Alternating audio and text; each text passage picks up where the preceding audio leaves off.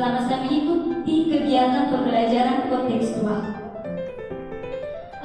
Dulu saya lupa saya kelas berapa kami diterapkan pembelajaran kontekstual. Sebelumnya kami masih dengan prinsip atau pola belajar yang lama, di mana kami itu hanya mendengarkan dari penyampaian dari guru saja. Kami hanya tahunya saja kita duduk, diam, dengar, habis itu pulang. Antara materi atau sesuatu yang diingat ada atau tidak tertahu lagi. Yang penting dengar. Jujur, sistem pembelajaran begini membuat kami peserta didik siswa sangat jenuh, bosan, bahkan mengantuk dalam kelas. Oleh karena itu, beberapa hari atau beberapa tahun kemudian diperkenalkan sistem pembelajaran pendidikan kontekstual, di mana kami tidak hanya belajar, tidak hanya mendengarkan, tetapi kami melihat secara langsung, mempraktikkan, mendiskusikan, bahkan kami mencari materi itu sendiri. Menurut saya, dari pengalaman saya sendiri, belajar ini sangat-sangat efektif. Pola belajar siswa itu tidak hanya mendengar, karena jujur dulu saya SD, bapak ibu guru sering bilang begini, kamu tuh dengan telinga kiri keluar telinga kanan. Betul sekali, saya membenarkan. Kenapa? Di sini guru menjelaskan panjang lebar sekali, menjelaskan ke inti-inti. Mengerti? Mengerti, Bu. Paham? Paham, Bu. Keluar dari kelas habis, lupa. Sedangkan pola belajar yang diperkenalkan ini, kami itu tidak mendengarkan. Tetapi bapak ibu guru, anak-anak sekarang kita belajar bagian-bagian tumbuhan.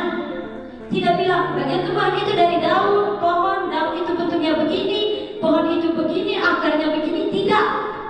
Semua kita bentuk dalam kelompok, kita keluar di luar, perhatikan tumbuhan apa saja yang ada di luar, kemudian kita menjelaskan ciri-ciri dari tumbuhan itu.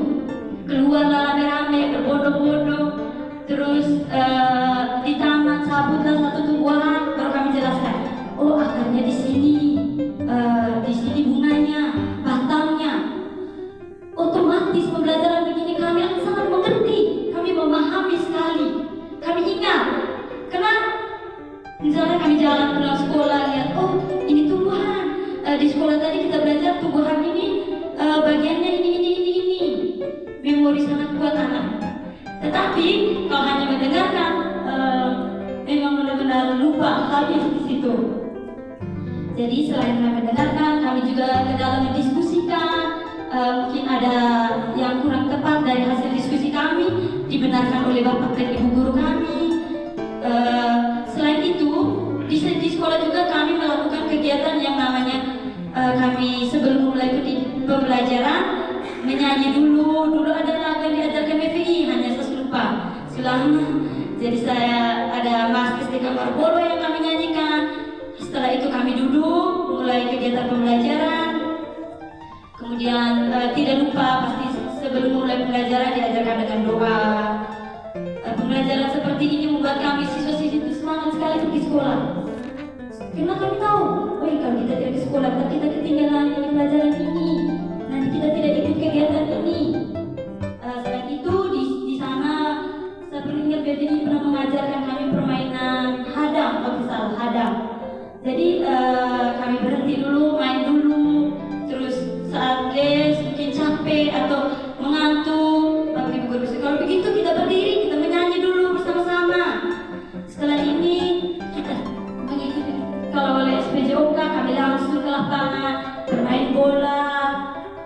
Terus ini pokoknya semua kegiatan yang kami pelajari itu langsung kami praktikan. Tidak lagi kami mendengar lalu hilang. Kemudian di sekolah juga membuat seru itu, terkadang ada pembelajaran tertentu kita tuh diminta mengamati rumah adat. Akhirnya ibu guru bilang kita semua ke kampung, kita lihat sendiri rumah adat, kemudian tulis bagian-bagiannya. Pembelajaran seperti ini sangat seru bagi saya. Seru sekali saya rasa. Tidak buat saya ngantuk, tidak buat saya malas mau ke sekolah. Di sini saya mau tekankan bahwa pola belajar siswa itu tidak hanya dengan mendengar, tidak hanya dengan mendengar yang sudah disampaikan, tetapi kami harus melihat langsung, mengerjakan langsung. Karena apa yang saya dengar pasti saya lupa, apa yang saya hafal pasti saya tidak ingat semua. Tetapi berbeda dengan apa yang saya lihat sendiri, apa yang saya kerjakan, apa yang saya diskusikan, apa yang saya praktekkan akan menambah wawasan, pengetahuan, keterampilan, karakter siswa sendiri. Dengan menerapkan pembelajaran kontekstual sebagai siswa pendidik, peserta didik, kami bersemangat sekali ke sekolah. Kami semangat pagi-pagi bangun, mandi, siap untuk ke sekolah. Kenapa? Karena kami tahu di sekolah tidak hanya belajar mendengarkan, tapi di sekolah pasti ada kegiatan-kegiatan seru, pembelajaran yang diajarkan oleh ibu guru. Kami bisa bermain sambil belajar, bukan bermain biasa, tapi bermain sambil belajar. Biasanya anak sekolah, peserta didik, ini pengalaman dari saya sendiri, saya biasanya malas ke sekolah karena kepala pusing sedikit, mama izin saya ke sekolah, bosan di sekolah. Tetapi semenjak adanya pembelajaran pendidikan kontekstual ini, biar sakit sedikit ini hanya kepala pusing sedikit, di sekolah pasti bisa sembuh. Semangat sekali pergi ke sekolah. Mungkin itu saja beberapa pengalaman, beberapa sharing dari saya sebagai peserta didik yang mengalami langsung bagaimana pembelajaran kontekstual itu sendiri diterapkan di sekolah kami di STK Morabolo. Begitu juga dengan di sekolah-sekolah lain di Kabupaten Ngada, Nagekeo. Sekian saja dari saya. Mohon maaf bila ada kata-kata yang menyinggung perasaan Bapak Ibu sekalian. Terima kasih. Baik, terima kasih. Saya yakin kita semua sebagai pendidik, orang tua berbangga ketika implementasi pendidikan karakter kontekstual ini membawa hal baik bagi semangat belajar anak. Dan kita tidak